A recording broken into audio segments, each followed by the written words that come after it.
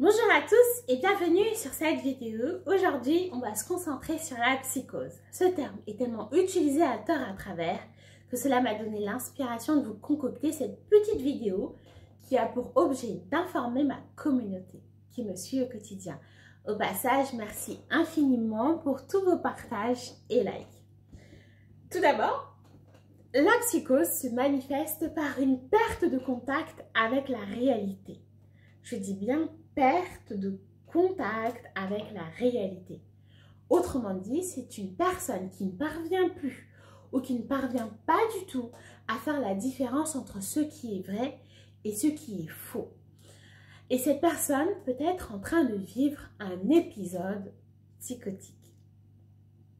Il faut savoir qu'un premier épisode psychotique est très souvent effrayant, déroutant et bouleversant pour le sujet.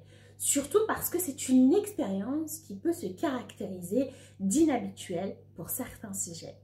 La psychose apparaît généralement vers la fin de l'adolescence ou au début de la vingtaine. La psychose frappe autant la jante féminine que la jante masculine. Et je précise que la psychose frappe toutes les cultures, je dis bien toutes les cultures et groupes sociaux, économiques. Comparativement aux hommes, les femmes sont touchées par la psychose à un âge légèrement plus avancé. Dans l'ensemble, les femmes réagissent mieux à la plupart des traitements qui peuvent être administrés, contrairement aux hommes. Par contre, les risques de rechute chez la femme est plus élevé à certaines périodes de leur vie, notamment à l'approche des règles, après un accouchement ou bien même à l'arrivée de la ménopause. On comprend ici que les hormones féminines pourraient donc jouer un rôle dans le déclenchement de la psychose. La psychose peut être l'un des symptômes d'un certain nombre de maladies mentales, telles que la schizophrénie par exemple. Les symptômes psychotiques durent au moins 6 mois et perturbent considérablement la capacité de la personne de fonctionner. Le trouble schizophréniforme, la personne a des symptômes psychotiques qui durent moins de 6 mois. Le trouble bipolaire, les symptômes psychotiques de ce type de maladie perturbent davantage l'humeur et les pensées du sujet. Le trouble schizoaffectif, la personne a des symptômes de schizophrénie et un dérèglement de l'humeur qui peuvent se manifester en même temps ou bien même de manière alternée. La dépression psychotique, la personne fait une grave dépression accompagnée de symptômes psychotiques et là, sans la phase maniaque qui est le caractéristique du trouble bipolaire. La psychose due aux drogues. Et oui, la psychose due aux drogues existe. La consommation de drogues telles que la marijuana, la cocaïne, le LSD, les amphétamines et l'alcool peuvent parfois entraîner les symptômes psychotiques. La psychose organique. Des symptômes psychotiques peuvent survenir à la suite d'une maladie physique ou d'une blessure à la tête. La psychose réactionnelle bref. En général, la durée de la psychose réactionnelle bref ne dépasse pas plus d'un mois. La maladie est déclenchée par un événement très stressant, comme la mort d'un être cher. Le trouble délirant. La personne atteinte de ce type de psychose croit réellement en des choses qui n'existent absolument pas. L'état de stress post-traumatique. Si vous regardez mon Instagram, j'ai fait des très beaux posts bien complets sur l'état de stress post-traumatique. Les symptômes de l'état de stress post-traumatique durent habituellement donc plus d'un mois et apparaissent à la suite d'un événement très traumatisant. La personne atteinte a parfois des flashbacks ou bien même des hallucinations en lien avec l'élément traumatique. On va se concentrer sur les signes et les symptômes. Dans le processus des modalités de pensée qui conduisent à des modalités de réaction, la psychose affecte clairement les pensées qui conduisent à des émotions et ensuite des comportements. Ces symptômes diffèrent d'une personne à une autre et peuvent varier d'intensité en fonction du temps. La psychose peut apparaître subitement ou se développer de manière graduelle. Les symptômes de la psychose sont souvent classifiés en symptômes dits positifs ou bien même en symptômes dits négatifs. Les symptômes positifs désignent ceux qui viennent s'ajouter ou travestir les fonctions mentales habituelles. Ce sont entre autres les idées délirantes, les croyances enracinées et fausses, et là sans aucun rapport avec la réalité ni la culture du sujet. Les hallucinations. La personne entend, la personne voit, la personne goûte, la personne sent et ressent des choses qui n'existent absolument pas. La désorganisation de la pensée et la désorganisation du discours, en plus d'une perturbation du comportement. Ainsi, on peut observer par exemple que la personne saute du coq à l'âne et en plus de ça, elle aura des difficultés à se concentrer ou à suivre une conversation. Et elle sera dans l'incapacité d'accomplir des tâches quotidiennes dans les cas extrêmes. Et là, on va se concentrer, pour le coup, sur les symptômes dits négatifs si vous avez bien écouté. La schizophrénie, par exemple, elle renvoie à une diminution ou bien même une perte de capacité habituelle à accomplir des tâches. D'accord? Et cela inclut la tendance à perdre l'expressivité émotionnelle et l'expressivité corporelle. L'amenuisement de la parole et de la fluidité verbale. La personne a des difficultés à fournir des idées ou bien même à partager ses pensées ou bien même ses émotions avec des interlocuteurs. La diminution de la capacité à entreprendre des tâches quotidiennes qui étaient acquises avant la maladie. La tendance à se replier sur soi-même, de se restreindre et restreindre les activités socialement parlant. Ainsi, le manque de motivation totale peut être observé sur le sujet. D'autres symptômes qui sont clairement possibles. Les symptômes cognitifs, comme la difficulté d'être attentif, de se concentrer et de faire appel à sa mémoire. Les changements d'humeur. Les pensées suicidaires ou en tout cas des pensées qui se rapportent à la mort dans les cas les plus extrêmes. L'abus de substances dans certains cas de figure. Et là maintenant, je pense qu'on a clairement fait le point sur la psychose. Maintenant, je vais vous présenter les 10 points que vous devez clairement retenir pour maîtriser ce sujet. La première des choses qu'il faut retenir, c'est que la psychose est un trouble de la pensée. Entre autres, c'est une perte de contact avec la réalité. Je pense que vous l'avez bien compris, j'ai bien appuyé dessus au début de la vidéo. La personne atteinte de psychose est absolument convaincue que les fausses expériences qu'elle est en train de vivre se produisent réellement. Et elle peut aussi accorder une importance complètement démesurée ou surinterprétée sur des petits détails de la vie quotidienne.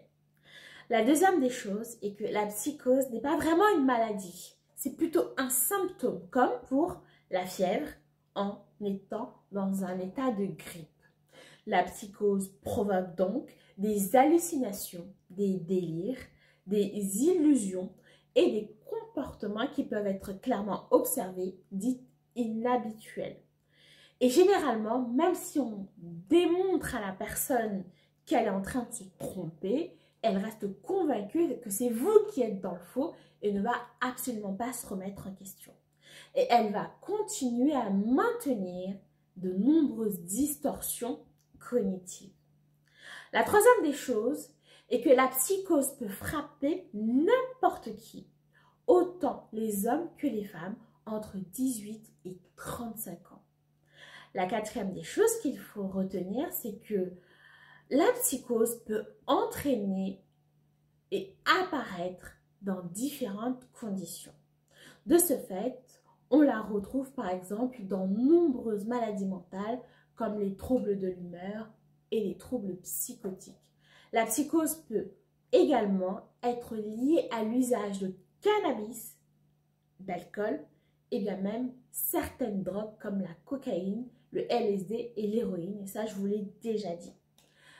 Des problèmes de santé peuvent également déclencher une psychose comme l'épilepsie, les maladies de Parkinson, une tumeur cérébrale, la démence ou la sclérose en plaques, j'arrive jamais à dire ce truc, ou bien en tout cas un accident vasculaire cérébral.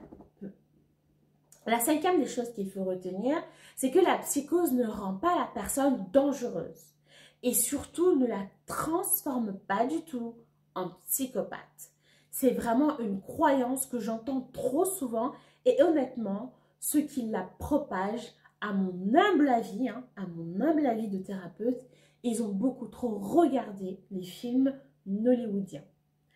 De manière générale, ce que l'on rencontre en clinique, c'est surtout une personne confuse, totalement effrayée, vulnérable, qui peut devenir très agitée et se mettre à l'écart des autres.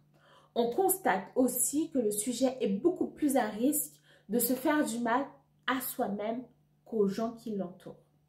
La sixième des choses est que la plupart des personnes atteintes de psychose vont réussir à complètement reprendre une vie normale et épanouie. Donc l'événement sera unique pour certains sujets. Il est totalement possible pour d'autres sujets d'avoir plusieurs épisodes de psychose au cours de leur vie et c'est souvent le reflet d'une certaine vulnérabilité et plus grande que les autres. La septième des choses qu'il faut clairement retenir sur ce sujet, c'est que certains changements chez l'autre peuvent indiquer une psychose à venir. Par exemple, quand vous avez un ami ou une connaissance ou bien quelqu'un de votre entourage qui commence à s'isoler et qui refuse à voir sa vie sociale ou bien même son entourage familial. Le sujet peut se mettre à négliger aussi son hygiène et aussi bien son apparence et avoir des grosses difficultés à dormir. Associé à tout ça, il développe des idées et des comportements plutôt inhabituels allant jusqu'à inadaptés face à ses anciennes habitudes. La huitième des choses qu'il faut retenir, c'est qu'on ne traite malheureusement pas tous les cas de psychose. Eh ouais, tous les cas de psychose ne sont pas totalement pris en charge.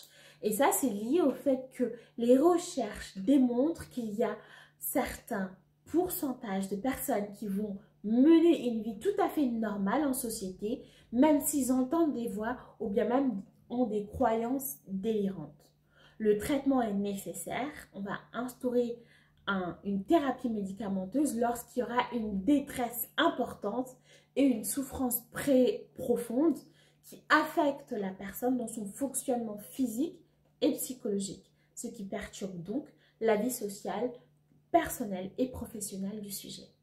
La neuvième des choses est qu'un diagnostic de psychose doit toujours se faire à partir de symptômes qui sont clairement observables et donc qui vont permettre aux professionnels de bien distinguer la psychose d'un comportement dit normal.